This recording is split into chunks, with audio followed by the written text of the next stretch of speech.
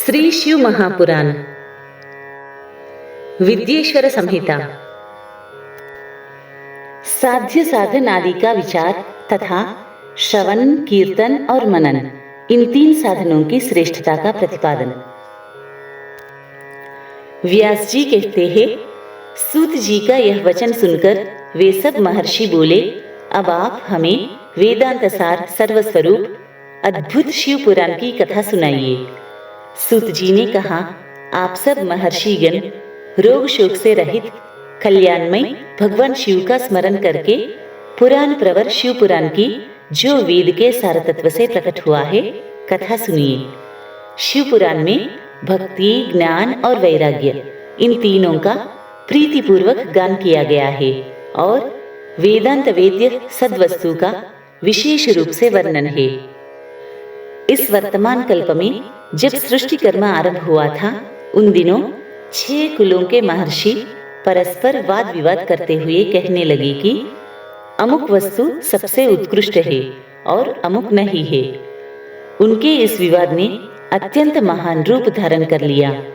तब वे सबके सब अपनी शंका के समाधान के लिए सृष्टिकर्ता अविनाशी ब्रह्मा जी के पास गए और हाथ जोड़कर विनय भरी वाणी में बोले, प्रभु, आप संपूर्ण जगत को धारण पोषण करने वाले तथा समस्त कारणों के भी कारण है। हम यह जानना चाहते हैं कि संपूर्ण तत्वों से परे परात्पर पुराण पुरुष कौन है। यह सुनकर ब्रह्मा जी ने कहा कि जहाँ से मन सहित वाणी उन्हें न पाकर लौट आती है तथा जिनसे ब्रह्मा, विष्णु, रुद्र और इंद्र आदि से युक्त यह संपूर्ण जगत समस्त भूतों एवं इंद्रियों के साथ पहले प्रकट हुआ है, वे ही ये देव महादेव सर्वज्ञ एवं संपूर्ण जगत के स्वामी है। ये ही सबसे उत्कृष्ट है। भक्ति से ही इनका साक्षात्कार होता है। दूसरे किसी उपाय से कहीं इनका दर्शन नहीं होता। रुद्र, हरि, हर तथा अन्य देवेश्वर सदा उत्तम भक्तिभाव से उनका दर्शन करना चाहते हैं। भगवान शिव में भक्ति होने से मनुष्य संसार बंधन से मुक्त हो जाता है। देवता के कृपा प्रसाद से उनमें भक्ति होती है और भक्ति से देवता का कृपा प्रसाद प्राप्त होता है।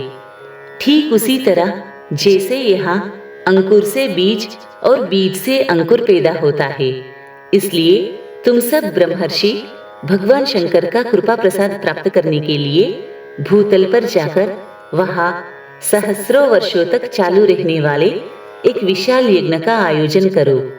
इन यज्ञपति भगवान शिव की ही कृपा से वेदोक्त विद्या के सारभूत साध्य साधन का ज्ञान होता है।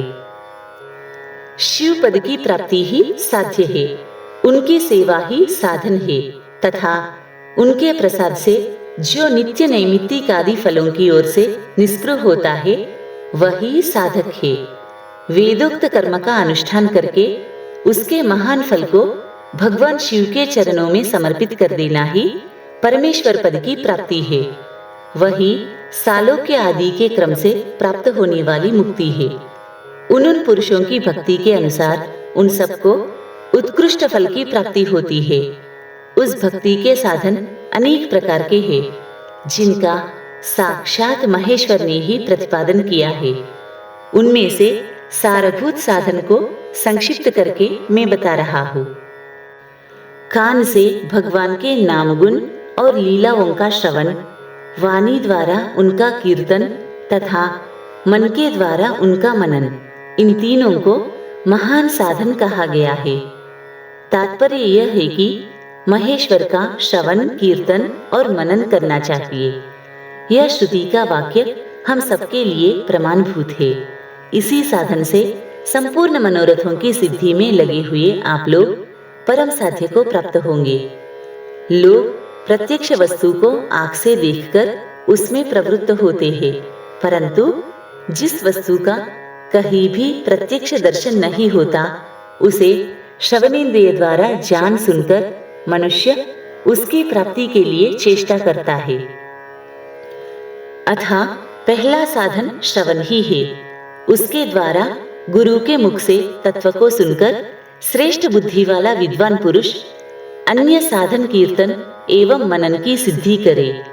क्रमशः मनन पर्यंत इस साधन की अच्छी तरह साधना कर लेने पर उसके द्वारा सालों के आदि के क्रम से धीरे धीरे भगवान शिव का संयोग प्राप्त होता है। पहले सारे अंगों के रोग नष्ट हो जाते हैं, फिर सब प्रकार का लौकिक आनंद भी विलीन हो जाता है। भगवान शंकर की पूजा, उनके नामों के जप तथा उनके गुण, रूप, विलास और नामों का युक्तिपरायण चित्त के द्वारा जो निरंतर परिशोधन या चिंतन होता है, उसी को मनन कहा गया है। वह महेश्वर की कृपा दृष्टि से उपलब्ध होता है। उसे समस्त श्रेष्ठ साधनों में प्रधान या प्रमुख कहा गया है। सूत जी कहते हैं, मुनीश्वरों, इस साधन का महात्म्य बताने के प्रसंग में मैं आप लोगों के लिए एक प्राचीन वृत्तांत का वर्णन करूंगा। उसे ध्यान देकर आप सुने। पहले की बात है, पराशर मुनि के पुत्र मेरे गुरु व्यासदेव जी सरस्वती नदी के सुंदर तट पर तपस्या कर रहे थे। एक दिन सूर्य तुल्य तेजस्वी विमान से यात्रा करते हुए भगवान सनत कुमार अकस्मात वहां जा पहुंचे। उन्होंने मेरे गुरु को वहां देखा। वे ध्यान में मग्न थे।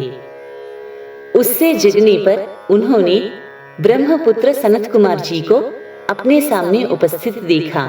देखकर वे बड़े वेग से उठे और उनके चरणों में प्रणाम करके मुनि ने उन्हें अर्घ्य दिया और देवताओं के बैठने योग्य आसन भी अर्पित किया।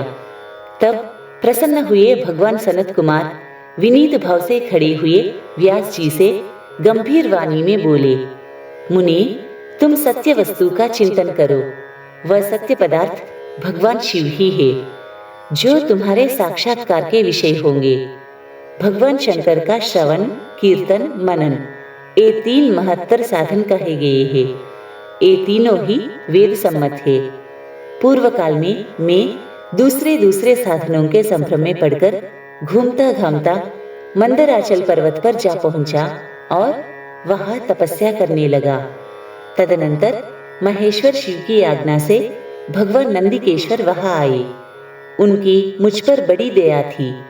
वे सबके साक्षी तथा शिव गणों के स्वामी भगवान नंदिकेश्वर मुझे स्नेह पूर्वक मुक्ति का उत्तम साधन बताते हुए बोले कि भगवान शंकर का श्रवण, कीर्तन और मनन, ये तीनों साधन वेद सम्मत है और मुक्ति के साक्षात कारण है। यह बात स्वयं भगवान शिव ने मुझसे कही है। अथा ब्रह्मन, तुम श्रवणादि तीनों साधनों का ही अनुष्ठान करो। व्यास जी से बारंबार ऐसा कहकर अनुगामियों सहित ब्रह्मपुत्र सनत कुमार परम सुंदर ब्रह्मधाम को चले गए। इस प्रकार पूर्व काल के इस उत्तम वृत्तांत का मैंने संक्षेप से वर्णन किया है। ऋषि बोले, सूत जी, श्रवणादि तीन साधनों को आपने मुक्ति का उपाय बताया है, किंतु जो श्रवण आदि तीनों साधनों में असमर्थ हो, वह मनुष्य किस उपाय का अवलंबन करके मुक्त हो सकता है? किस साधनभूत कर्म के द्वारा बिना यत्न के ही मोक्ष मिल सकता है?